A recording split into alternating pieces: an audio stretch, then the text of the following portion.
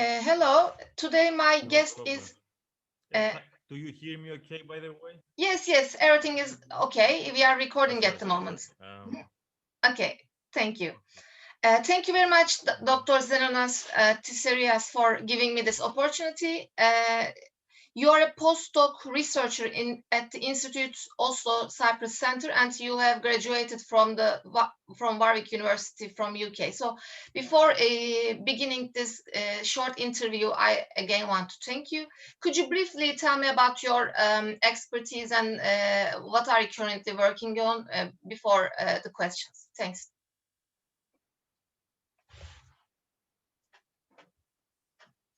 Yes, thank you very much for having me to begin with. As you said, I'm working for Prio Cyprus Center. I'm a researcher, and my focus is on the geopolitics of the Eastern Mediterranean. I started with a focus on Turkey during my PhD studies. I specifically studied Turkish foreign policy and the Middle East. And then, because of the developments over the 2010s, the Eastern Mediterranean sort of acquired a new importance. So I shifted, or rather included, the Eastern Mediterranean in my research. So I focus on the dynamics in this region, and Turkey still remains a particular interest of mine. Thank you. So Turkish foreign policy, and also, as far as I know, neoclassical realism. So I'm going to ask about this. I think in one of your pieces you Ah, have yes, that's my theoretical approach. yes, you have you are saying that we can see Eastern Mediterranean region as a new distinct geopolitical space. So, what kind of argument do you have to say such a thing? So, can we see this region as a new geopolitical space? And also, I would like you to give me your opinions about the current trends of competition and cooperation in this region, and the gas, for example, gas discoveries of Turkey's made an agreement with Libya, all these questions maybe together. Hmm. Hmm. Okay, so uh, the notion of a new region is relative in the sense that a geographical space is always there.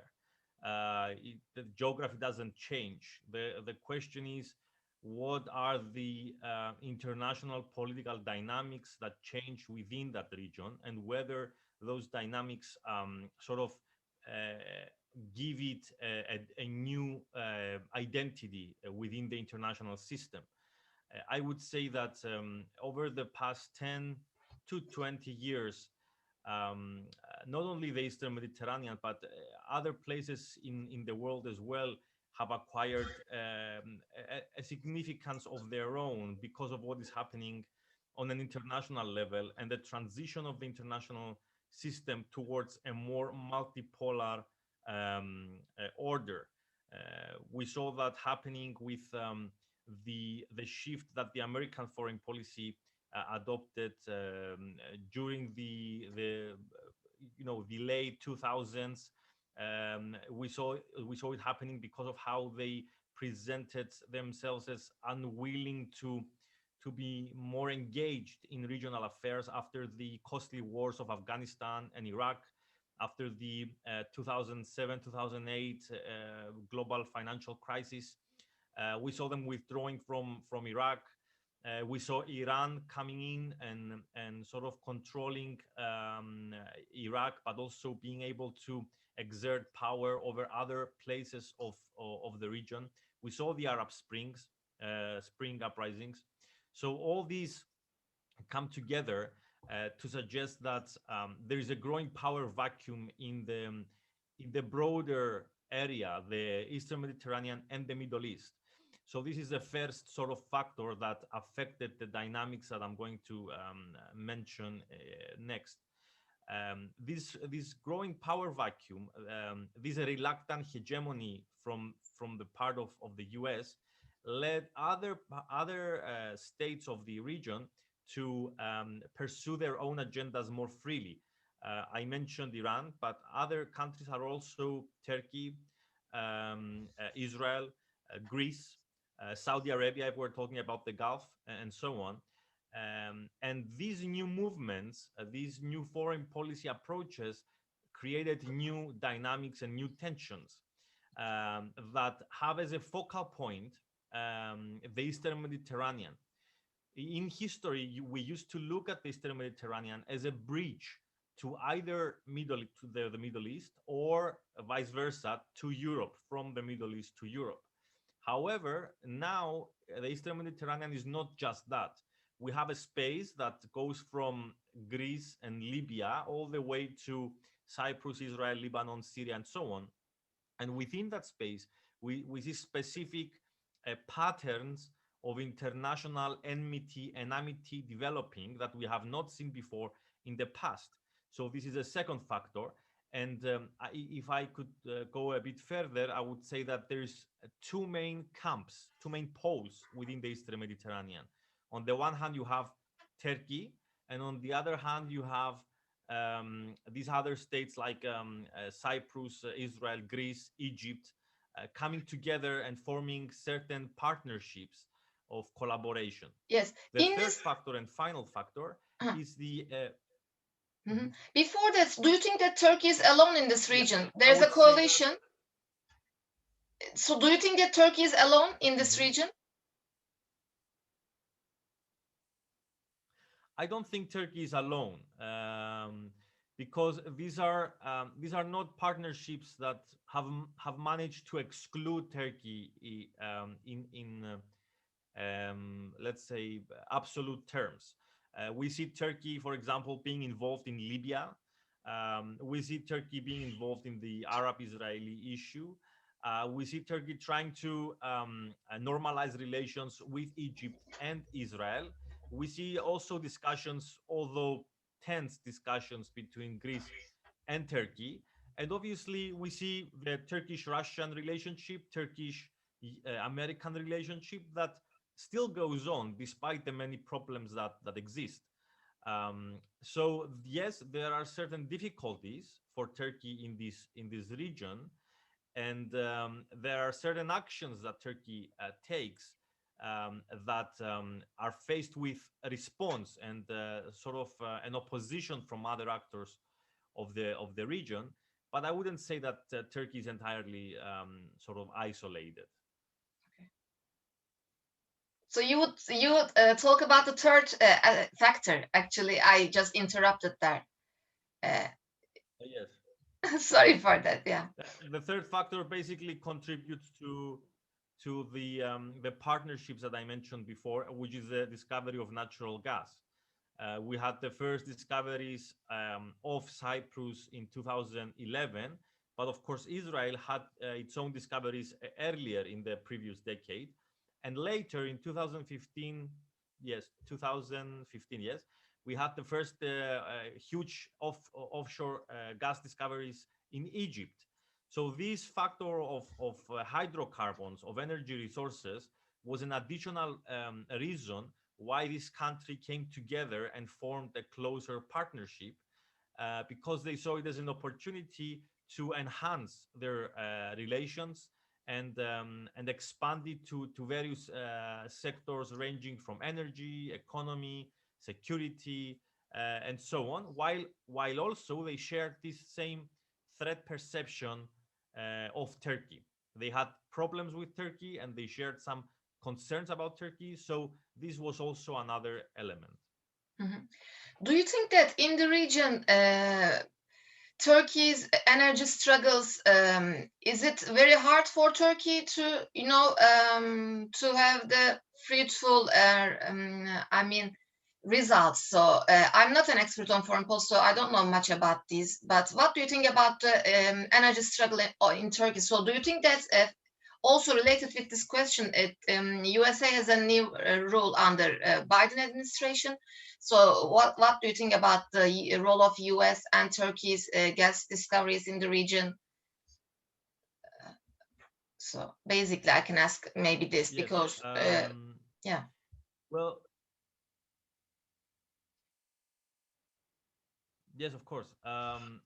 Well, Turkey has a specific energy strategy, and not just in the Eastern Mediterranean, but generally speaking. One of the main goals of Turkey in the area of energy is that it wants to become an energy hub, a country from where different energy routes will pass and go to Europe in particular. We see gas coming from the Caspian Sea, for example.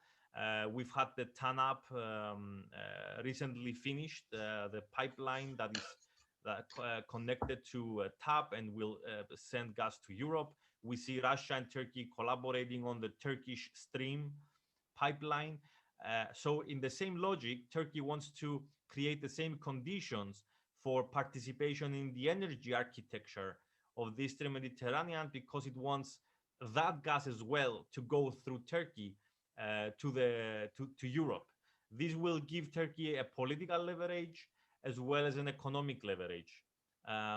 Now, when it comes to the U.S.-Turkey relations, things are a bit more complicated, because we see that the new administration in Washington is a bit more strict vis-a-vis Turkey, and sort of tries to show Turkey, quote unquote, the stick, because it wants Ankara to come back to the Western camp, to the Western alliance, and draw it away from Russia and the influence that Russia has over Turkey.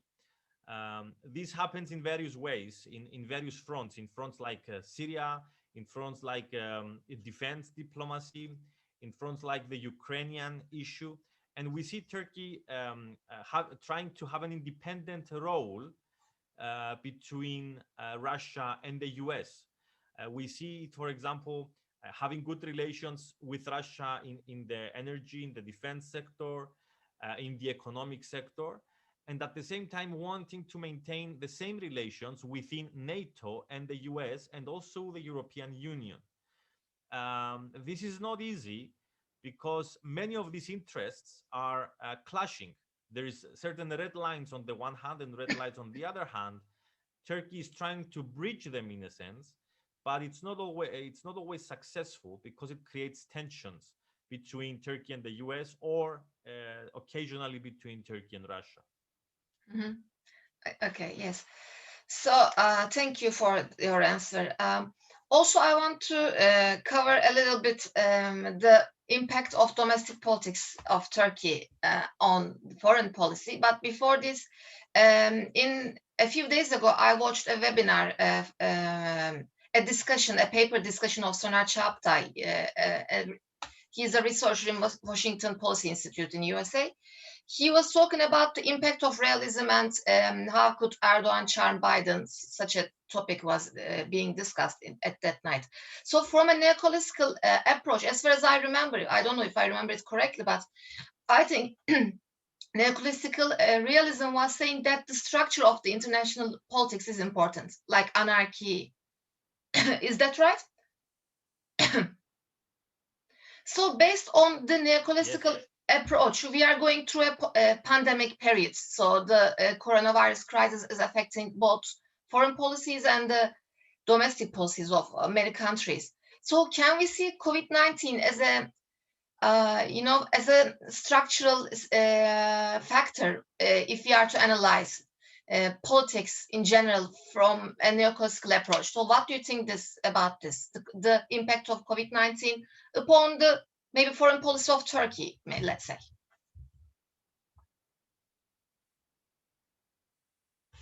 Yes, that's a very interesting question. I think the role that the pandemic has is we could call it from a neoclassical realist perspective a structural modifier, so that it modifies certain trends within the structure of the international system. However, what I would say about the pandemic is that it hasn't really brought any new elements, but it has accelerated and exacerbated some tendencies and some dynamics that were already there before the pandemic. For this reason, we have some phenomena being much more intense, and certain developments being much more quick. For example, we have moved now to an online environment. Everyone has, and we saw things developing much faster, while at the same time we saw the states, if we're speaking about domestic politics, the various states in the West, but also in other places of the world, becoming more authoritarian because of these special restrictions and measures that are being applied to counter the pandemic. This has an international effect because the the because the political systems are changing. The way that foreign policy decisions are taken are also somewhat different in many cases, and are not taken within so much democratic environments. Um, from this perspective, I think that the global pandemic has brought the world to a stage where it has to collaborate more, but at the same time, the different approaches from the states are becoming more isolationists and more nationalist because they're becoming introvert. Um, so at the same time, we have these, effects on the economy. The economy is getting worse, much faster. We have the trend of technology. Technology is becoming more important, much faster. This has an impact on defense industries, much faster. So all these are becoming so fast. They were there, of course, but are becoming faster. So they're creating faster transitions within the international system. And of course, this also creates various challenges, but also opportunities for countries like Turkey who want to take advantage of these weaknesses and opportunities. And I will give you only one example. Okay. Last year, when the pandemic broke out, we saw all the energy companies stopping their operations for discovery of new energy resources, including in the Eastern Mediterranean. So the companies withdrew from the Cypriot exclusive economic zone, but we saw Turkey, in a counterintuitive way, if you want, actually increasing its operations in the Eastern Mediterranean, and it went against all the global trend. So it took advantage of this vacuum that was created to promote its own agenda. I see. Yes. So we are in the last 10 minutes. So you are also have a book project, as far as I know. Could you briefly tell me about what it is? So when will we see it published? What does it tell us? Your book, your upcoming book, or is it a project with other colleagues?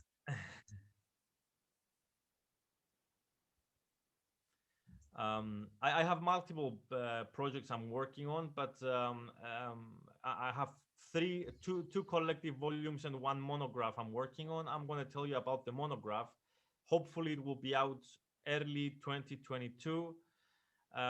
It is about Turkish foreign policy and neoclassical realism. I'm trying to explain how my focus is more on domestic politics in this book, and I'm trying to explain how historical nostalgia and ideologies that go back in time on an ideational, identity and ideological level can have an influence on foreign policy.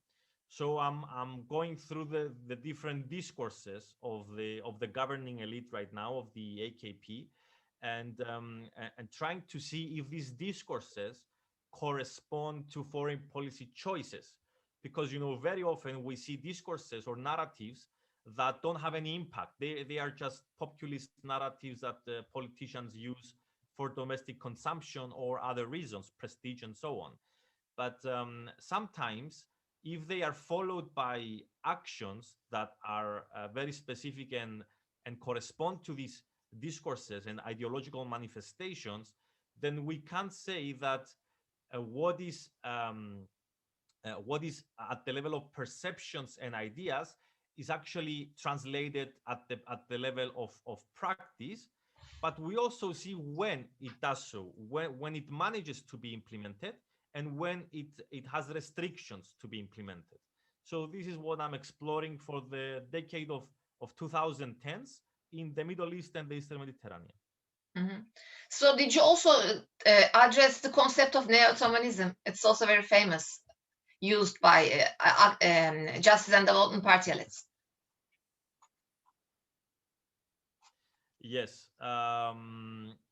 I don't like the concept of neo-Ottomanism very much. The reason is that it has very different meanings in different times in history, and it has been instrumentalized in different ways. So it's not a monolithic concept. That's why I don't like to use it very much, because I don't think it's very accurate in an academic discussion.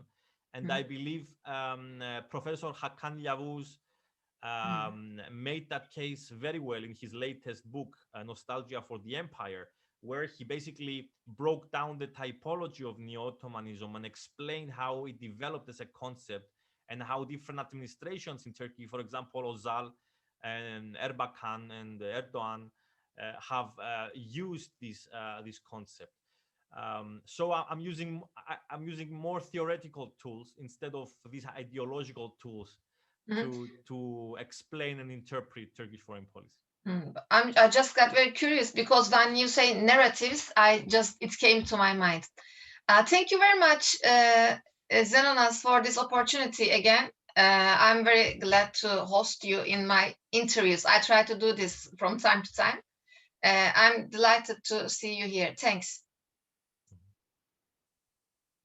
And have a good day. Thank you very much, and all the best with your efforts. Thank you very much. You Bye-bye. too.